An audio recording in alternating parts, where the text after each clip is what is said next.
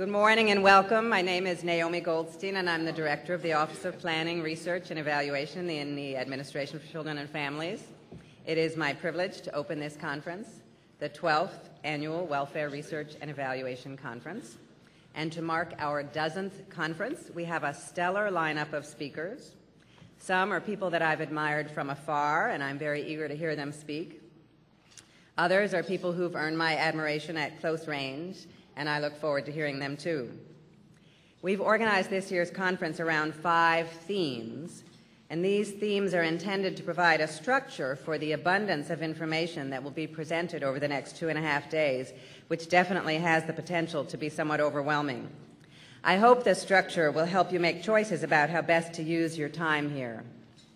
As in past years, we've aimed to solicit the most current evaluation findings in welfare and self-sufficiency research. In addition, we hope that the new structure will better allow for providing some background and context for these current results. How exactly does this breaking news fit into the body of evidence that already exists? We've reached out to several experts to help us pull off this more ambitious approach, and I would like to thank them for their help.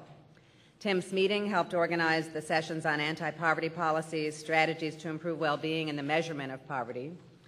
Donna Pavetti helped organize the sessions on employment, services, and treatment for people with barriers to work. Chris Moore helped organize the sessions on well-being among children, youth, and families. Jack Tweedy helped organize the session on research and policy tools for state and local policymakers, and Gail Hamilton organized the sessions on opportunity, stability, and progression in employment. In addition, Larry Orr helped organize this morning's session on social experiments, and Marilyn Edelhock helped with all parts of the conference, working alongside our own OPRE staff. And I would like to thank especially Brendan Kelly, Zach Oberfield, Steve Hanmer, and Mark Fuccello. And finally, I would like to thank our logistics contractor. Everything's gone smoothly so far.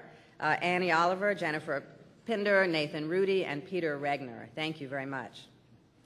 Well, it hardly needs noting, but I will note that this conference takes place at a time of economic, political, and policy change. We have a new administration in place.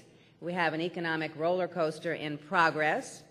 The American Recovery and Reinvestment Act, the Stimulus Act, is changing some of the rules in the TANF program, as well as providing resources for a range of programs serving low-income families.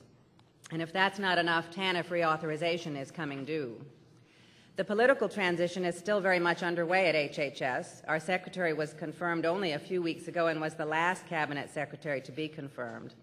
At ACF, we have a nominee for assistant secretary, but she has yet to be confirmed, and none of our programs have appointees in leadership positions yet. So it's an interesting time. It's nearly 13 years since the TANF program was established. Children born around that time are now in 7th grade and approaching their 13th birthdays. As always, I find it striking that while we as adults are experimenting with different approaches to helping families, children are not waiting to grow up. The cohort born in 1996 are already leaving childhood and entering adolescence, and they are making heavily consequential decisions that will affect their adult lives. Indeed, 7% of 13-year-olds have already had sexual intercourse. 24% have tried alcohol, and in the words of the survey question, not just a few sips. 14% have smoked a whole cigarette, 8% have tried marijuana. Several conference sessions will focus specifically on the status of children, on adolescence, and the transition to adulthood, but it's worth keeping the implications for children in the back of our minds throughout.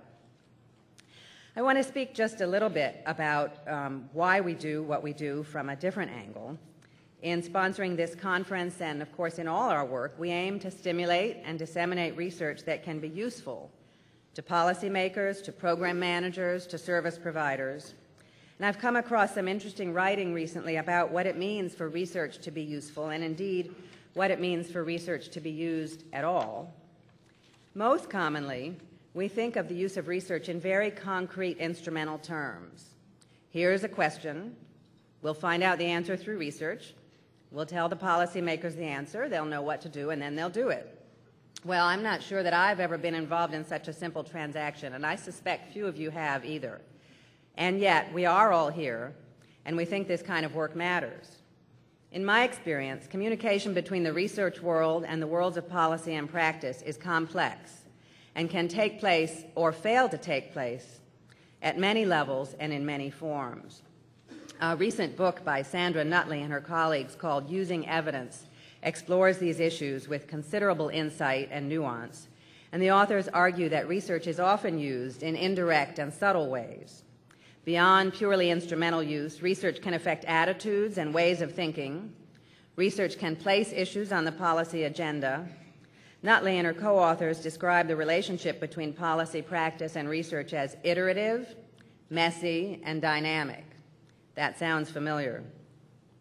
Research can have a gradual and cumulative effect on policy and practice, with ideas, theories, and ways of thinking slowly seeping into the policy-making process or into usual practice through a range of indirect routes, such as interest groups, mass media, or professional education. Research can shape how problems and their solutions are framed. Over the long term, research can lead to shifts in the prevailing paradigms.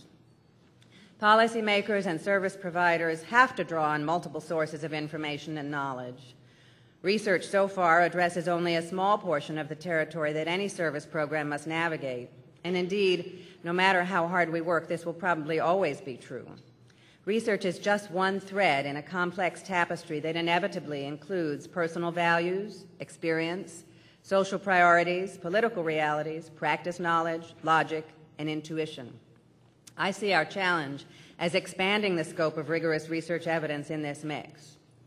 Margaret Mead is quoted as having said, "I was brought up to believe that the only thing worth doing was to add to the sum of accurate information in the world."